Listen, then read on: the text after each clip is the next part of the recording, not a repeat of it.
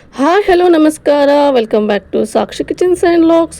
ಇದು ಶನಿವಾರ ಮಧ್ಯಾಹ್ನದ ಲಾಗ್ ಆಗಿರುತ್ತೆ. ಹಾಗೆ ಇವತ್ತಿನ ಲಾಗಲ್ಲಿ ವೆಜ್ ದಮ್ ಬಿರಿಯಾನಿ ಮಾಡ್ತಾಯಿದ್ದೀನಿ. ಹಾಗಾಗಿ ವಿಡಿಯೋನ ಎಲ್ಲೂ ಸಹ ಸ್ಕಿಪ್ ಮಾಡ್ದೇ ಪೂರ್ತಿಯಾಗಿ ನೋಡಿ. ಇನ್ ಕೇಸ್ ಈ ವಿಡಿಯೋ ನಿಮ್ಗೇನಾದರೂ ಇಷ್ಟ ಆದರೆ ಪ್ಲೀಸ್ ಲೈಕ್ ಮಾಡಿ, ಶೇರ್ ಮಾಡಿ, ಕಾಮೆಂಟ್ ಮಾಡಿ. ಹಾಗೆ ಇನ್ನೂ ಯಾರು ನನ್ನ ಚಾನಲ್ನ ಸಬ್ಸ್ಕ್ರೈಬ್ ಮಾಡಿಲ್ಲ ಪ್ಲೀಸ್ ಸಬ್ಸ್ಕ್ರೈಬ್ ಮಾಡ್ಕೊಂಡು ನೋಡಿ. ನಿಮ್ದೊಂದು ಸಬ್ಸ್ಕ್ರೈಬ್ ನನಗೆ ತುಂಬಾ ಇಂಪಾರ್ಟೆಂಟ್ ಆಗುತ್ತೆ. ಹಾಗೆ ಇಲ್ಲಿ ಮಧ್ಯಾಹ್ನದಿಂದ ಲಾಗ್ನ ಶುರು ಮಾಡ್ಕೊಂಡಿದ್ದೀನಿ. ಶನಿವಾರ ಬೆಳಗ್ಗೆ ಎಲ್ಲ ಬ್ರೇಕ್ಫಾಸ್ಟ್ ಎಲ್ಲ ಮಾಡಾದ ನಂತರ ಇಲ್ಲಿ 12 ಗಂಟೆ ಮೇಲೆ ಲಾಗ್ನ ಶುರು ಮಾಡಿಕೊಂಡೆ. ಏನಾದರೂ ಸ್ಪೆಷಲ್ ಮಾಡೋಣ ಅಂತ ಅಂದ್ಕೊಂಡೆ. ಹಾಗೆ ತರಕಾರಿ ತೊಗೊಂಬರಕ್ಕೆ ಹೋದಾಗ ಫ್ರೆಶ್ ಆಗಿರುವಂತಹ ತರಕಾರಿಗಳೆಲ್ಲ ಸಿಕ್ಕಿದ್ದಾಯಿತು. ಅದ್ರ ಜೊತೆಗೆ ಕಾಲಿಫ್ಲವರು ಸಹ ತುಂಬ ಚೆನ್ನಾಗಿತ್ತು ಫ್ರೆಶ್ ಆಗಿ. ಹಾಗಾಗಿ ತರಕಾರಿಗಳೆಲ್ಲ ಫ್ರೆಶ್ ಆಗಿದ್ದಾವಲ್ವ ಅಂತ ಹೇಳಿ ವೆಜ್ ದಮ್ ಬಿರಿಯಾನಿ ಮಾಡೋಣ ಅಂತ ಅಂದ್ಕೊಂಡೆ. ಪಲಾವ್ ಮಾಡಬೇಕು ಅಂತ ಹೇಳಿಬಿಟ್ಟು ನಾನು ತರಕಾರಿ ತೊಗೊಂಬಂದಿದ್ದು. ಆದರೆ ಫ್ರೆಶ್ ಆಗೆಲ್ಲ ಇರ್ತಲ್ವ ತರಕಾರಿ, ಬೇಡ ದಮ್ ಬಿರಿಯಾನಿ ಮಾಡಿದ್ರೆ ಇನ್ನೂ ಚೆನ್ನಾಗಿರುತ್ತಲ್ಲ ಅಂತ ಹೇಳಿ ಇವತ್ತು ದಮ್ ಬಿರಿಯಾನಿನ ಮಾಡ್ತಾಯಿದ್ದೀನಿ. ಅದಲ್ಲದೆ ಇವತ್ತು ನನ್ನ ಹಸ್ಬೆಂಡ್ಗೆ ರಜಾ ಇತ್ತು, ಮನೇಲಿ ಇರ್ತಾರೆ ಅಲ್ವಾ. ನಾರ್ಮಲಾಗಿ ಮನೇಲಿ ಯಾವಾಗಲೂ ರೊಟ್ಟಿ ಪಲ್ಯ ಈ ಥರ ಮಾಡ್ತಾನೆ ಇರ್ತೀನಿ. ಈ ಥರ ದಮ್ ಬಿರಿಯಾನಿ ಅದೇನು ಮಾಡೋದೇ ಇಲ್ಲ. ಹಾಗಾಗಿ ಹೇಗಿದ್ರು ಅವರು ಸಹ ಮನೇಲಿದ್ದರು ಅಂತ ಹೇಳ್ಬಿಟ್ಟು ಇವತ್ತು ಈ ರೆಸಿಪಿನ ಮಾಡ್ತಾಯಿದ್ದೀನಿ. ಇನ್ನು ಇಲ್ಲಿ ದಮ್ ಬಿರಿಯಾನಿಗೆ ಮೊದಲಿಗೆ ತರಕಾರಿಗಳನ್ನೆಲ್ಲ ಕಟ್ ಮಾಡಿ ಇಟ್ಕೊತಿದ್ದೀನಿ. ಹಾಗೆ ನಾರ್ಮಲಾಗಿ ದಮ್ ಬಿರಿಯಾನಿ ಮಾಡ್ಬೇಕಾದ್ರೆ ತರಕಾರಿನ ಏನು ಬೇಯಿಸ್ಕೊಳ್ಳೋದಿಲ್ಲ. ಆದರೆ ನಾನಿಲ್ಲಿ ಒಂದು ಸ್ವಲ್ಪ ಬೇಯಿಸ್ಕೊತಾ ಇದ್ದೀನಿ ತರಕಾರಿ. ಅಂದರೆ ದಮ್ ಕಟ್ಟೋದ್ರಿಂದ ಒಂದೊಂದು ತರಕಾರಿ ಹಾಗೇ ಗಟ್ಟಿ ಗಟ್ಟಿಯಾಗಿರುತ್ತೆ. ಹಾಗಾಗಿ ನನ್ನ ಹಸ್ಬೆಂಡ್ಗೆ ಅಷ್ಟಾಗಿ ಇಷ್ಟ ಆಗೋಲ್ಲ.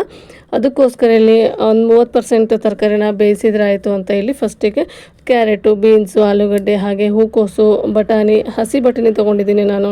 ಅಂದರೆ ಪ್ಯಾಕೆಟಲ್ಲಿ ಬರುತ್ತಲ್ವ ಬಟಾಣಿ, ಆ ಬಟಾಣಿ ತೊಗೊಂಡಿದ್ದೆ. ಹಾಗಾಗಿ ಅದನ್ನೆಲ್ಲ ಒಟ್ಟಿಗೆ ಹಾಕ್ಬಿಟ್ಟು ಒಂದು ಸರಿ ಕುದಿಸ್ಕೊಂಡ್ಬಿಟ್ರೆ ಬಿರಿಯಾನಿ ಅನ್ನೋದು ತುಂಬ ಚೆನ್ನಾಗಿ ಬರುತ್ತೆ ಅಂತೇಳಿ ಮೊದಲಿಗೆ ತರಕಾರಿನೆಲ್ಲ ನೀಟಾಗಿ ಕಟ್ ಮಾಡ್ಕೊತಾ ಇದ್ದೀನಿ.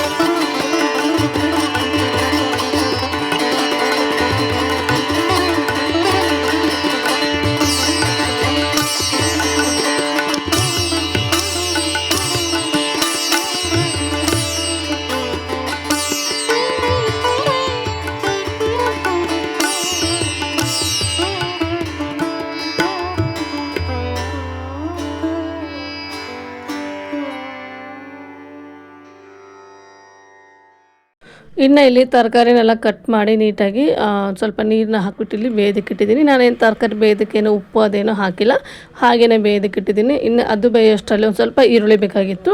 ಹಾಗಾಗಿ ಇಲ್ಲಿ ಈರುಳ್ಳಿನ ಕಟ್ ಮಾಡ್ಕೊತಿದ್ದೀನಿ. ಈ ದಮ್ ಬಿರಿಯಾನಿ ಅಂದರೆ ಫ್ರೈಡ್ ಆನಿಯನ್ ಇದ್ರೆ ತುಂಬ ಚೆನ್ನಾಗಿರುತ್ತಲ್ವ, ಅದಕ್ಕೋಸ್ಕರ ಅಂತಲೇ ಇಲ್ಲಿ ಒಂದು 4 ಈರುಳ್ಳಿನ ನಾನು ಈ ಥರ ಸ್ಲೈಸ್ ಮಾಡಿ ಕಟ್ ಮಾಡ್ಕೊತಾ ಇದ್ದೀನಿ. ಈ ಥರ ನಾವು ಈರುಳ್ಳಿನ ಸ್ಲೈಸ್ ಮಾಡಿ ಕಟ್ ಮಾಡಿಕೊಂಡು ಎಣ್ಣೆಯಲ್ಲಿ ಕರೆದ್ಬಿಟ್ಟು ಬಿರಿಯಾನಿಗೆ ಹಾಕಿದರೆ ತುಂಬಾ ರುಚಿಯಾಗಿರುತ್ತೆ.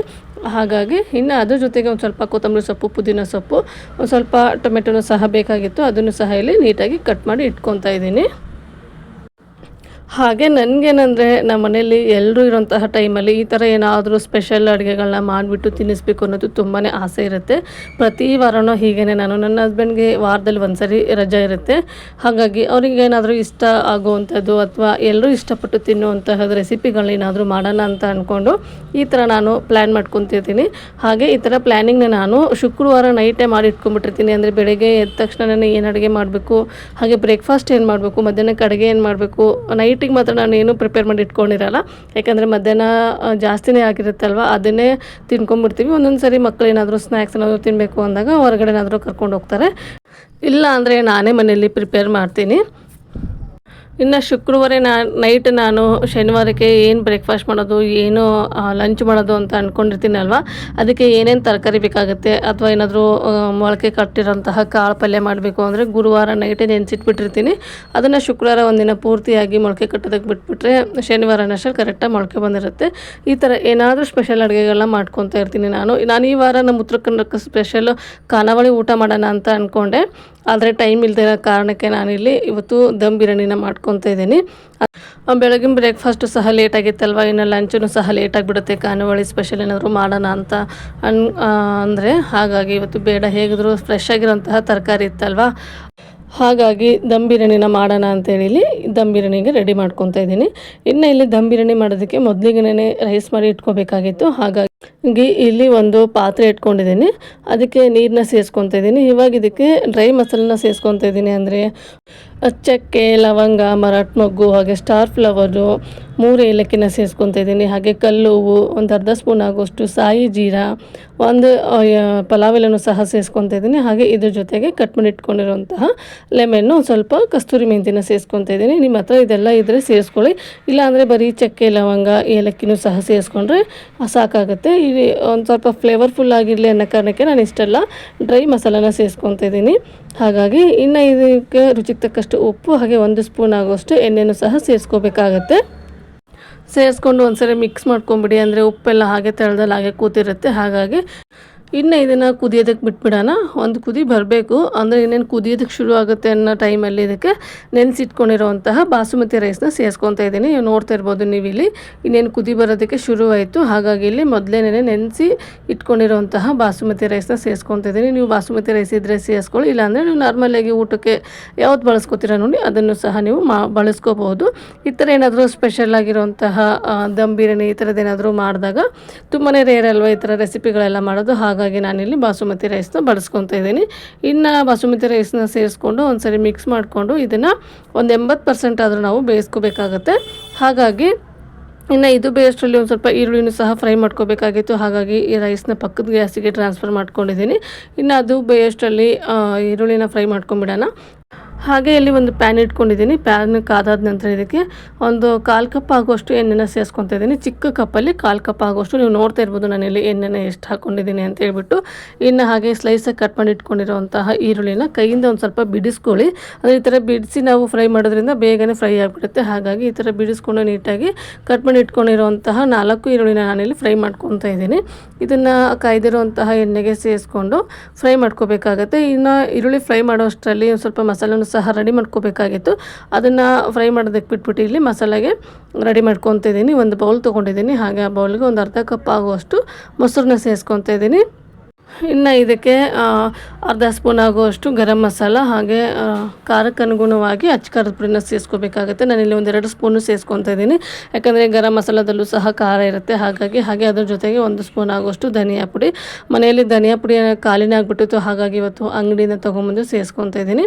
ಹಾಗೆ ಅದ್ರ ಜೊತೆಗೆ 1 ಸ್ಪೂನ್ ಆಗುವಷ್ಟು ಗರಂ ಮಸಾಲ, ಅರಿಶಿನ ಪುಡಿ, ಹಾಗೆ ಜೀರಿಗೆ ಪುಡಿನೂ ಸಹ ಸೇರಿಸ್ಕೊತಾ ಇದ್ದೀನಿ. ಎಲ್ಲ 1 ಸ್ಪೂನ್ ಸೇರಿಸ್ಕೊಳ್ಳಿ. ಧನಿಯಾ ಪುಡಿ, ಜೀರಿಗೆ ಪುಡಿ, ಹಾಗೆ ಗರಂ ಮಸಾಲ, ಬಿರಿಯಾನಿ ಪೌಡರು, ಹಾಗೆ ಅರಿಶಿನ ಪುಡಿನ ಮಾತ್ರ ಸ್ವಲ್ಪ ಕಡಿಮೆನೇ ಸೇರಿಸ್ಕೊಳ್ಳಿ. ಇನ್ನು ಇಲ್ಲಿ ಎಲ್ಲ ಸೇರಿಸ್ಕೊಂಡು ರುಚಿಗೆ ತಕ್ಕಷ್ಟು ಉಪ್ಪನ್ನು ಸಹ ಸೇರಿಸ್ಕೋಬೇಕಾಗುತ್ತೆ. ಹಾಗೆ 1 ಸ್ಪೂನ್ ಆಗೋಷ್ಟು ಶುಂಠಿ ಬೆಳ್ಳುಳ್ಳಿ ಪೇಸ್ಟನ್ನು ಸಹ ಸೇರಿಸ್ಕೊತಾ ಇದ್ದೀನಿ. ಮನೇಲಿ ಶುಂಠಿ ಬೆಳ್ಳುಳ್ಳಿ ಪೇಸ್ಟ್ 3 ದಿನವೇ ಆಗೋಯ್ತು ಖಾಲಿಯಾಗಿ, ಆದರೆ ಮಾಡೋದಕ್ಕೆ ನನಗೆ ಟೈಮೇ ಸಿಕ್ಕಿಲ್ಲ. ನಾಟಿ ಬೆಳ್ಳುಳ್ಳಿ ಆಗಿರೋದ್ರಿಂದ ಅದನ್ನ ಬಿಡಿಸಿ ಮಾಡಬೇಕಂದ್ರೆ ಸ್ವಲ್ಪ ಟೈಮ್ ತೊಗೊಳುತ್ತೆ. ಹಾಗಾಗಿ ಇವಾಗ ಅಂಗಡಿಯಿಂದನೇ ತೊಗೊಂಬಂದು ಇಲ್ಲಿ ಬಳಸ್ಕೊತಾ ಇದ್ದೀನಿ ಶುಂಠಿ ಬೆಳ್ಳುಳ್ಳಿ ಪೇಸ್ಟ್ನ. ಇನ್ನು ಇದೆಲ್ಲ ಹಾಕೊಂಡು ನೀಟಾಗಿ ಇದನ್ನು ಮಿಕ್ಸ್ ಮಾಡ್ಕೋಬೇಕಾಗತ್ತೆ. ಆ ಮೊಸರು ಒಂದು ಸ್ವಲ್ಪ ಒಡಕಾಗಿರುತ್ತೆ ನೋಡಿ, ಅದು ನೀಟಾಗಿ ಕ್ರೀಮ್ ಥರ ಆಗಬೇಕು. ಆ ಥರ ನಾವು ಇದನ್ನು ನೀಟಾಗಿ ಮಿಕ್ಸ್ ಮಾಡ್ಕೋಬೇಕಾಗತ್ತೆ. ನೋಡ್ತಾ ಇರ್ಬೋದು ನೀವು ಇಲ್ಲಿ ಯಾವ ಥರ ಮಿಕ್ಸ್ ಮಾಡ್ಕೊಂಡಿದ್ದೀನಿ ಅಂತ ಹೇಳ್ಬಿಟ್ಟು.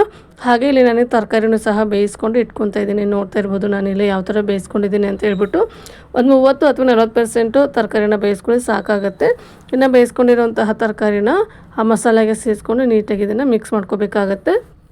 ಈ ಥರ ನಾವು ಇದನ್ನ ಮೊದಲೇ ರೆಡಿ ಮಾಡಿ ಇಟ್ಕೊಂಡ್ಬಿಟ್ರೆ ತರಕಾರಿಗೂ ಸಹ ನೀಟಾಗಿ ಉಪ್ಪು ಖಾರ ಮಸಾಲೆ ಎಲ್ಲ ಇಟ್ಕೊಳ್ಳುತ್ತೆ. ಹಾಗಾಗಿ ಒಂದು 5 ಅಥವಾ 10 ನಿಮಿಷ ಇದನ್ನು ನೆನೆಯೋದಕ್ಕೆ ಬಿಡಬೇಕಲ್ವ. ಹಾಗಾಗಿ ನಾನಿಲ್ಲಿ ಈರುಳ್ಳಿ ಫ್ರೈ ಮಾಡುವಂತಹ ಟೈಮಲ್ಲೇ ಇದನ್ನು ನೀಟಾಗಿ ಮಿಕ್ಸ್ ಮಾಡಿ ಇಟ್ಕೊತಾ ಇದ್ದೀನಿ. ಇದೆಲ್ಲ ಮಾಡುವಷ್ಟರಲ್ಲಿ ಈರುಳ್ಳಿನೂ ಸಹ ಫ್ರೈ ಆಗೋದಕ್ಕೆ ಶುರುವಾಗಿತ್ತು. ನೀವು ನೋಡ್ತಾ ಇರ್ಬೋದು ಕಲರು ಸಹ ಚೇಂಜ್ ಆಗ್ತಾಯಿದೆ. ಇನ್ನು ಹೈ ಫ್ಲೇಮಲ್ಲಿ ಒಂದು 2 ನಿಮಿಷ ಇದನ್ನ ಬಿಟ್ಬಿಟ್ರೆ ನೀಟಾಗಿದು ಕಲರು ಚೇಂಜ್ ಆಗೋದಕ್ಕೆ ಶುರು ಆಗಿಬಿಡುತ್ತೆ. ಈರುಳ್ಳಿನ ಜಾಸ್ತಿ ಕಪ್ಪಗೆ ಮಾಡೋದಕ್ಕೂ ಸಹ ಹೋಗ್ಬೇಡಿ, ಯಾಕಂದರೆ ಬಿರಿಯಾನಿಗೆ ಹಾಕಿದಾಗ ಕಹಿ ಬರೋದಕ್ಕೆ ಶುರು ಆಗಿಬಿಡುತ್ತೆ. ಇವಾಗ ನೋಡ್ತಾ ಇರ್ಬೋದು ನೀವಿಲ್ಲಿ ಈ ಥರ ನಾನು ಫ್ರೈ ಮಾಡ್ಕೊಂಡಿದ್ದೀನಿ. ಇನ್ನು ಇಲ್ಲಿ ಸ್ಟವ್ ಆಫ್ ಮಾಡಿ ಈರುಳ್ಳಿನ ನಾನು ನೀಟಾಗಿ ತೆಗಿತಾ ಇದ್ದೀನಿ. ಸ್ಟವ್ ಆನಲ್ಲೇ ಇದ್ಬಿಟ್ರೆ ಏನಾಗುತ್ತೆ ಅಂದರೆ ಈರುಳ್ಳಿ ಅನ್ನೋದು ಮತ್ತಷ್ಟು ಕಪ್ಪಗಾಗ್ಬಿಡುತ್ತೆ. ಹಾಗೆ ಇದೇ ಬಿಸಿಗೆ ಒಂದು ಸ್ವಲ್ಪ ಏನು ವೈಟಾಗಿ ಕಾಣ್ತಾ ಇದೆಯಲ್ವ ಅದು ಪೂರ್ತಿಯಾಗಿ ಕಲರ್ ಚೇಂಜ್ ಆಗೋದಕ್ಕೆ ಶುರು ಆಗುತ್ತೆ. ಹಾಗಾಗಿ ನಾನು ಇವಾಗಲೇ ಇಲ್ಲಿ ತೆಗಿತಾ ಇದ್ದೀನಿ. ಹಾಗೆ ನೀವು ನೋಡ್ತಾ ಇರ್ಬೋದು ಇಲ್ಲಿ ನಾನು ಎಣ್ಣೆ ಎಷ್ಟು ಹಾಕಿದ್ದೆ, ಹಾಗೆ ಇಲ್ಲಿ ಎಷ್ಟು ಎಣ್ಣೆ ಮಿಕ್ಕೊಂಡಿದೆ ಅಂತ ಹೇಳ್ಬಿಟ್ಟು ಇದು ಕರೆಕ್ಟಾಗಿ ನನಗೆ ಬಿರಿಯಾನಿ ಮಾಡೋದಕ್ಕೆ ಕರೆಕ್ಟಾಗಿ ಎಣ್ಣೆ ಸಾಕಾಗುತ್ತೆ. ಹಾಗಾಗಿ ಒಂದು ಸ್ವಲ್ಪ ಜಾಸ್ತಿನೇ ಹಾಕ್ಕೊಂಡಿದ್ದೆ ನಾನು ಈರುಳ್ಳಿನ ಫ್ರೈ ಮಾಡುವಾಗ. ಇನ್ನು ಇಲ್ಲಿ ಈರುಳ್ಳಿ ಫ್ರೈ ಆಗೋ ಅಷ್ಟರಲ್ಲಿ ರೈಸು ಸಹ ನೀಟಾಗಿ ಬೆಂದ್ಕೊಂಡಿತ್ತು. ಇವಾಗ ಇಲ್ಲಿ ಒಂದೇ ಒಂದು ಅಕ್ಕಿ ಕಾಳನ್ನ ತೊಗೊಂಡು ನೋಡ್ತಿದ್ದೀನಿ ನೋಡಿ ಯಾವ ಥರ ಬೆಂದಿದೆ ಅಂತ ಹೇಳ್ಬಿಟ್ಟು. 80% ಆಗೋಷ್ಟು ನಾನಿಲ್ಲಿ ಅನ್ನನ ಮಾಡ್ಕೊಂಡಿದ್ದೀನಿ. 80% ಆದರೆ ನಾವು ದಮ್ ಕಟ್ಟಿದಾಗ ಇನ್ನೊಂದು 20% ಕರೆಕ್ಟಾಗಿರೋಂತಹ ಅದಕ್ಕೆ ಬಂದಿರುತ್ತೆ. ನಾವು ಮೊದಲೇ ಇಲ್ಲಿ ಮೆತ್ತಗಾಗೋ ಥರ ನಾವು ರೈಸ್ನ ಬೇಯಿಸ್ಕೊಂಡ್ಬಿಟ್ರೆ ಬಿರಿಯಾನಿ ಅನ್ನೋದು ತುಂಬಾ ಮೆತ್ತಗಾಗ್ಬಿಡುತ್ತೆ. ಹಾಗಾಗಿ ಇನ್ನು ಅಕ್ಕಿನ ನಾನು ನೀಟಾಗಿ ಬಸ್ತು ಸಹ ಇಟ್ಕೊಂಡಿದ್ದೀನಿ. ಅದೇ ಪಾತ್ರೆಯಲ್ಲಿ ನಾನು ಇವತ್ತು ಬಿರಿಯಾನಿ ಮಾಡ್ತಾ ಇರೋದ್ರಿಂದ ಆ ಅಕ್ಕಿನ ಮೊದಲೇ ಇಲ್ಲಿ ಬಸ್ತು ಇಟ್ಕೊಂಡ್ಬಿಟ್ಟಿದ್ದೀನಿ. ಇನ್ನು ಅದೇ ಪಾತ್ರೆನೇ ನಾನು ಮತ್ತೆ ಕಾಯಕ್ಕೆ ಇಟ್ಟಿದ್ದೀನಿ. ಹಾಗೆ ನಾವೇನು ಈರುಳ್ಳಿನ ಫ್ರೈ ಮಾಡಿದ್ವಿ ಅಲ್ವಾ ಅದೇ ಎಣ್ಣೆಯಲ್ಲಿ ಸೇರಿಸ್ಕೊತಿದ್ದೀನಿ. ಈರುಳ್ಳಿ ಫ್ರೈ ಮಾಡಿರೋದ್ರಿಂದ ಎಣ್ಣೆ ಆಲ್ರೆಡಿ ಬಿಸಿಯಾಗಿತ್ತು. ಹಾಗಾಗಿ ಇವಾಗ ಇದಕ್ಕೆ ಮೊದಲೇ ನಾವು ಮ್ಯಾಗಿನೇಟ್ ಮಾಡಿ ಇಟ್ಕೊಂಡಿರೋಂತಹ ತರಕಾರಿ ಇತ್ತಲ್ವ ಅದನ್ನು ಸೇರಿಸ್ಕೊತಿದ್ದೀನಿ. ಇದಕ್ಕೆ ಮತ್ತೆ ನಾವು ಎಕ್ಸ್ಟ್ರಾ ಚಕ್ಕೆ ಲವಂಗ ಅದೇನು ಹಾಕುವಂತಹ ನೆಸೆಸರಿ ಇರೋದಿಲ್ಲ, ಯಾಕಂದರೆ ನಾವು ಬಿರಿಯಾನಿ ಅಕ್ಕಿಗೆ ಹಾಕೊಂಡ್ಬಿಟ್ಟಿರ್ತೀವಲ್ವ. ಹಾಗಾಗಿ ಇನ್ನು ಇದು ನೀಟಾಗಿ ಫ್ರೈ ಆಗಬೇಕಾಗತ್ತೆ. ಹಾಗೆ ಇದ್ರ ಜೊತೆಗೆ ಫ್ರೈಡ್ ಆನಿಯನನ್ನು ಸಹ ಸೇರಿಸ್ಕೊತಿದ್ದೀನಿ. ಅರ್ಧದಷ್ಟು ನಾನಿಲ್ಲಿ ಮೇಲ್ಗಡೆ ಬಿರಿಯಾನಿ ಹಾಕ್ಕೊಳ್ಳೋಕೆ ಇಟ್ಕೊಂಡಿದ್ದೀನಿ.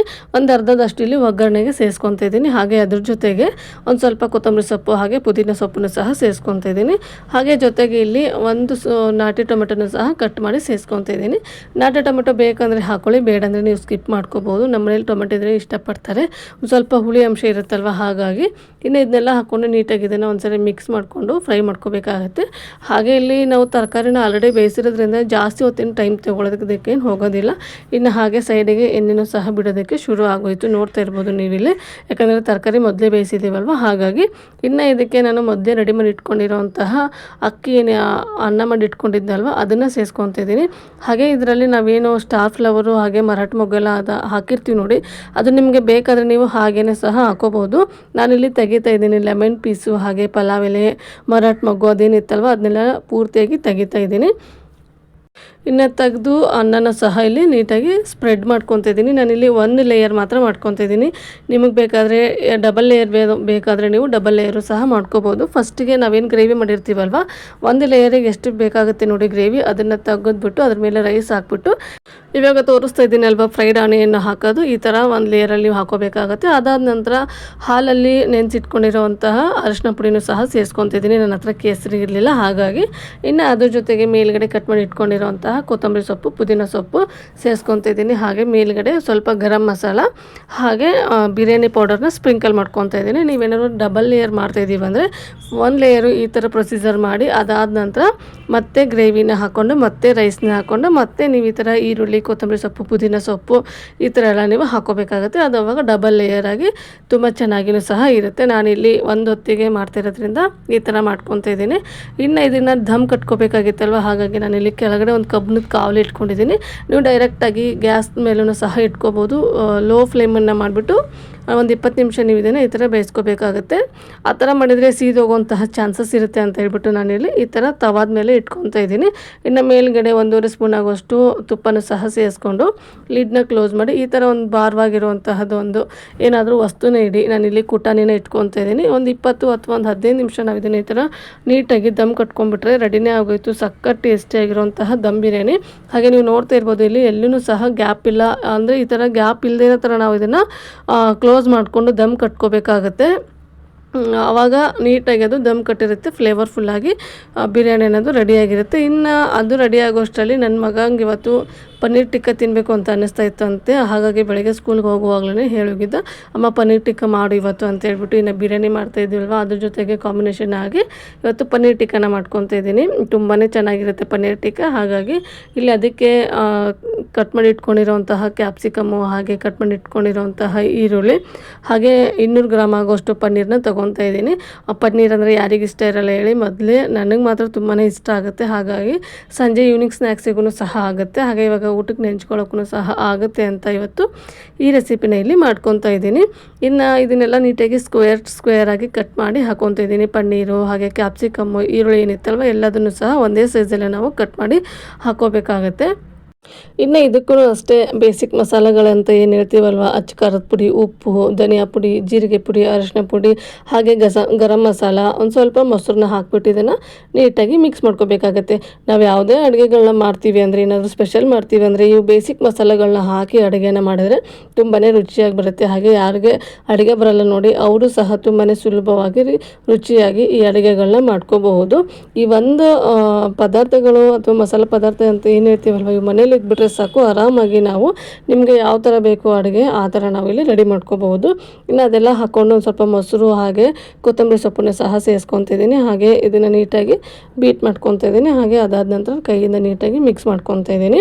ಅಂದರೆ ನೀಟಾಗಿ ಮಸಾಲ ಪನ್ನೀರು ಕ್ಯಾಪ್ಸಿಕಮ್ಮಿಗೆಲ್ಲ ಹಿಡ್ಕೋಬೇಕಲ್ವ. ಹಾಗಾಗಿ ಇನ್ನು ಇದಕ್ಕೆ ಟೂತ್ ಪಿಕ್ನ ತೊಗೊಂಡಿದ್ದೀನಿ. ಒಂದು ಸ್ವಲ್ಪ ಲಾಂಗ್ ಬರುತ್ತೆ ನೋಡಿ ಟೂತ್ ಪಿಕ್, ಅದನ್ನು ತೊಗೊಂಡು ಈ ಥರ ನೀಟಾಗಿ ಲೇಯರ್ ಬೈ ಲೇಯರ್ ನಾನಿಲ್ಲಿ ಕಡ್ಡಿಗೆ ಚುಚ್ಕೊಂಡು ಹೋಗ್ತಾಯಿದ್ದೀನಿ. ಫಸ್ಟಿಗೆ ಕ್ಯಾಪ್ಸಿಕಮ್ಮು, ಹಾಗೆ ಈರುಳ್ಳಿ, ಮತ್ತು ಕ್ಯಾಪ್ಸಿಕಮ್ಮು ಮತ್ತು ಈರುಳ್ಳಿ, ಅದಾದ ನಂತರ ಪನ್ನೀರು. ಈ ಥರ ನಿಮಗೆ ಎಷ್ಟು ಲೇಯರ್ ಬೇಕು ನೋಡಿ ಅಷ್ಟು ಲೇಯರ್ ನೀವಿಲ್ಲಿ ಈ ಥರ ರೆಡಿ ಮಾಡ್ಕೊಂಡು ಇಟ್ಕೋಬೋದು. ನಾನಿಲ್ಲಿ ಒಂದು ಕಡ್ಡಿಗೆ 3 ಪನ್ನೀರನ್ನ ಸೇರಿಸ್ಕೊತಾ ಇದ್ದೀನಿ. ಅಂದರೆ ಎಲ್ರಿಗೂ ಸಹ ನೀಟಾಗಿ ಪನ್ನೀರ್ ಬಾಯಿಗೆ ಸಿಗಬೇಕಲ್ವ.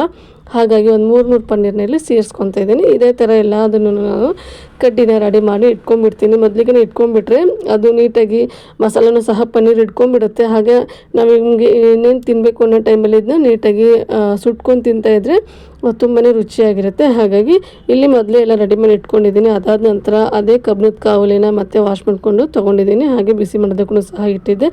ಚೆನ್ನಾಗಿ ಬಿಸಿಯಾಗಿತ್ತು. ಅದಕ್ಕೊಂದು ಸ್ವಲ್ಪ ಎಣ್ಣೆನ ಗ್ರೀಸ್ ಮಾಡ್ಕೊತಿದ್ದೀನಿ. ಎಣ್ಣೆನ ಗ್ರೀಸ್ ಮಾಡಿಕೊಂಡು ನಾವೇನು ರೆಡಿ ಮಾಡ್ಕೊಂಡಿದ್ವಲ್ವ ಪನ್ನೀರ್ದು ಕಡ್ಡಿ, ಅದನ್ನು ಈ ಥರ ನೀಟಾಗಿ ಇಟ್ಕೊಂಡು ಮೇಲ್ಗಡೆ ಇನ್ನೊಂದು ಸ್ವಲ್ಪ ಎಣ್ಣೆನ ಸ್ಪ್ರಿಂಕಲ್ ಮಾಡ್ಕೋಬೇಕಾಗತ್ತೆ. ಅದನ್ನು ಸ್ಪ್ರಿಂಕಲ್ ಮಾಡಿಕೊಂಡು ಎರಡು ಸೈಡು ಸಹ ನಾವು ನೀಟಾಗಿ ಇದನ್ನು ಸುಟ್ಕೋಬೇಕಾಗತ್ತೆ. ಸುಟ್ಕೊಂಡ ನಂತರ ಇದು ಸಹ ರೆಡಿನೇ ಆಗೋಯ್ತು. ಸಖತ್ ಟೇಸ್ಟಿಯಾಗಿರುತ್ತೆ. ನಮ್ಮನೇಲಿ ಮಾತ್ರ ತುಂಬಾ ಇಷ್ಟ ಆಗುತ್ತೆ.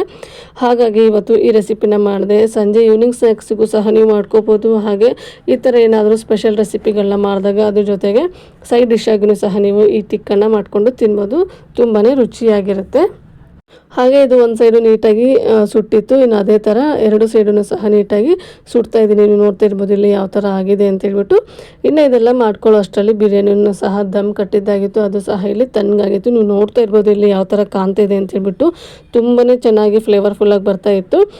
ಇನ್ನು ಇಲ್ಲಿ ಪ್ಲೇಟಿಗೂ ಸರ್ವ್ ಮಾಡಿದ್ದೀನಿ. ಸೂಪರ್ ಟೇಸ್ಟಿಯಾಗಿರೋಂತಹ ವೆಜ್ ದಮ್ ಬಿರಿಯಾನಿ, ಅದ್ರ ಜೊತೆಗೆ ಪನ್ನೀರ್ ಟಿಕ್ಕ ಸಖತ್ತಾಗಿತ್ತು. ಇವತ್ತಿನ ಮಧ್ಯಾಹ್ನದ ಊಟ ಮಾತ್ರ ತುಂಬಾ ರುಚಿಯಾಗಿತ್ತು. ಹಾಗೆ ಇವತ್ತಿನ ಲಾಗ್ನ ಇಲ್ಲಿಗೆ ಎಂಡ್ ಮಾಡ್ತಾ ಇದ್ದೀನಿ. ನಾನು ಮಾಡಿರೋಂತಹ ಲಾಗು, ನಾನು ಮಾಡಿರೋಂತಹ ರೆಸಿಪಿ ನಿಮಗೇನಾದರೂ ಇಷ್ಟ ಆದರೆ ಪ್ಲೀಸ್ ಲೈಕ್ ಮಾಡಿ, ಶೇರ್ ಮಾಡಿ, ಕಾಮೆಂಟ್ ಮಾಡಿ. ಹಾಗೆ ನಿಮ್ಮ ಫ್ಯಾಮಿಲಿ ಆ್ಯಂಡ್ ಫ್ರೆಂಡ್ಸಿಗೂ ಸಹ ಈ ವಿಡಿಯೋನ ಶೇರ್ ಮಾಡಿ. Thank you.